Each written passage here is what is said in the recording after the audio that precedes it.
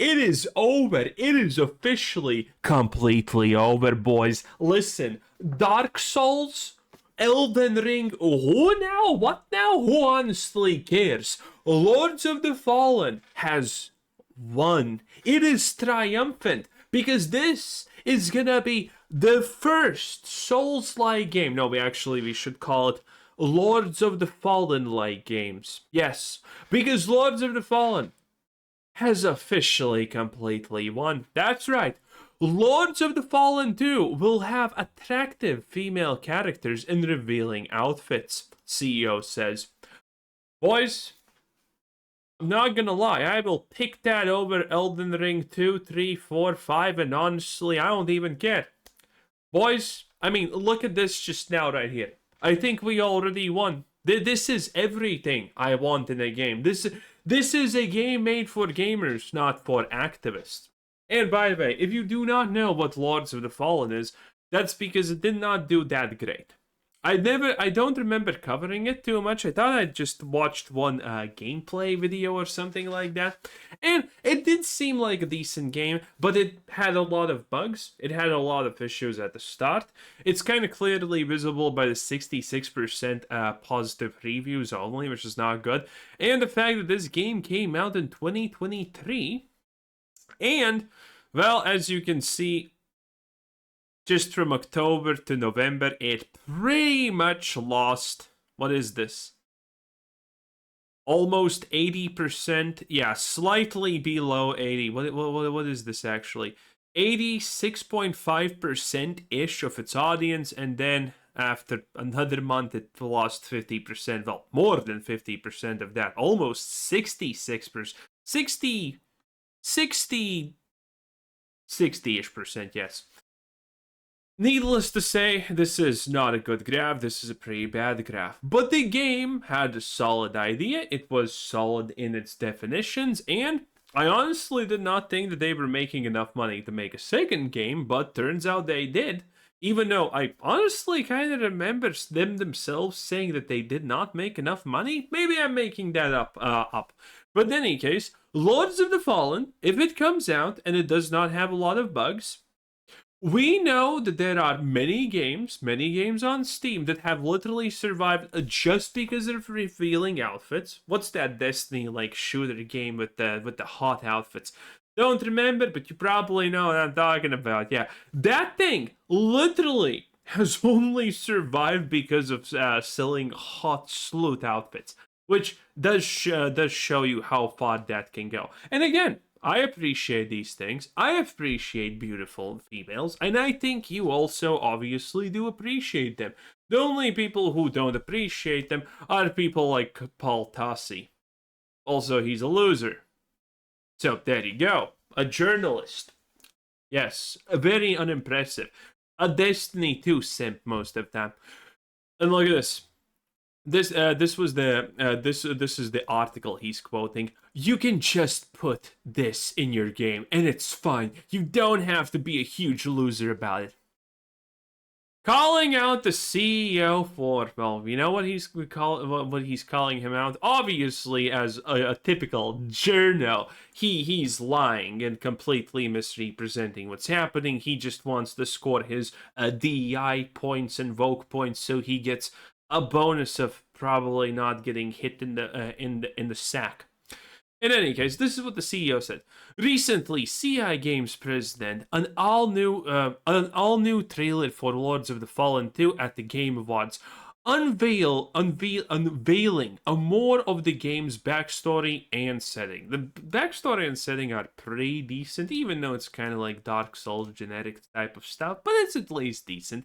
It was lapped up by Souls-like fans worldwide, given that the first game was positively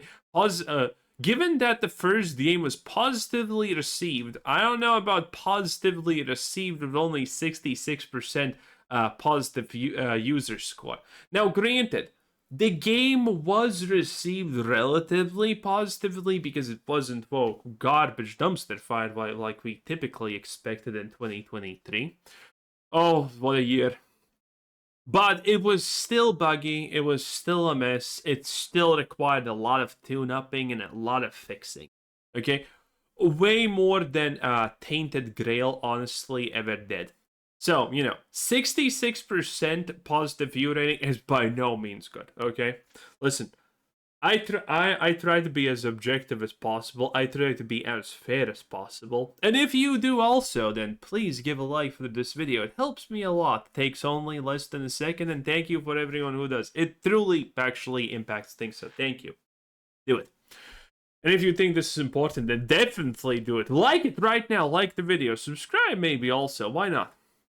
But this is not good. If I see a game with a below 70% good score, it doesn't matter if it's indie or AAA, I'm thinking to myself, this has major issues. Either the gameplay is ass, or maybe it's just a buggy mess.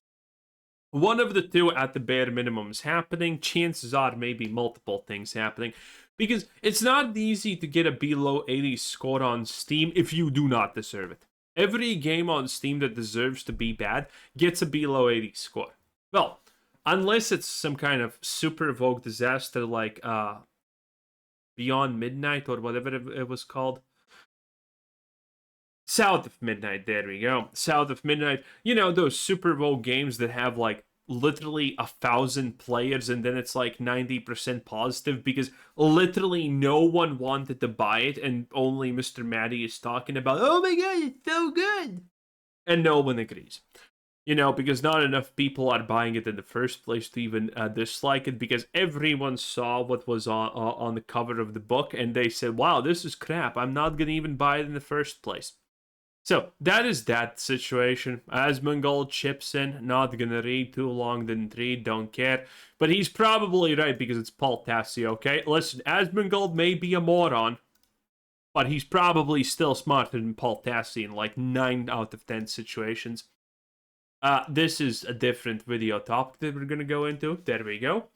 And yeah, Lords of the Fallen review and has just been updated with a super-sized 2.5 patch. In a post on social media, CI Games CEO and the head of the studio, Marek Tyminski, reverted to his rhetoric about games needing to avoid political agendas. Also, this game, which was actually a kind of a big hit to it, to a degree, I'm not sure of how much it actually suffered for it, but again, it was at 2023, the super woke times when when hot women literally did not exist. They were not you were not allowed to speak about, you were not allowed to do things. It was a completely different time and era. And Lords of the Fallen probably wanted hot girls in their game. In their first game already, but because of the environment it was, I'm pretty sure the CEO just was afraid to do it, and well, now he's not. Which does speak to his character, probably, if I'm right. But, hey, it's better late than never in this situation. He stated in clear terms that Lords of the Fallen 2 slated for 2025 will feature attractive female characters wearing revealing outfits. Again, that's what everyone wants to hear. From the horse's mouth, Lords of the Fallen will have eye candy. Yes, many of you asked why the game initially had body type A, body type E.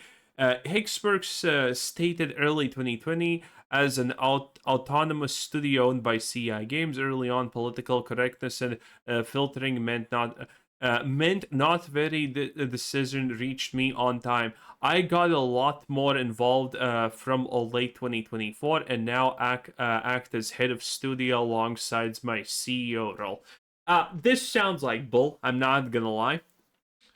Because there is no way to miss body type A and body type B, but at least this guy is now at least pretending to be on our side fully. And you know what?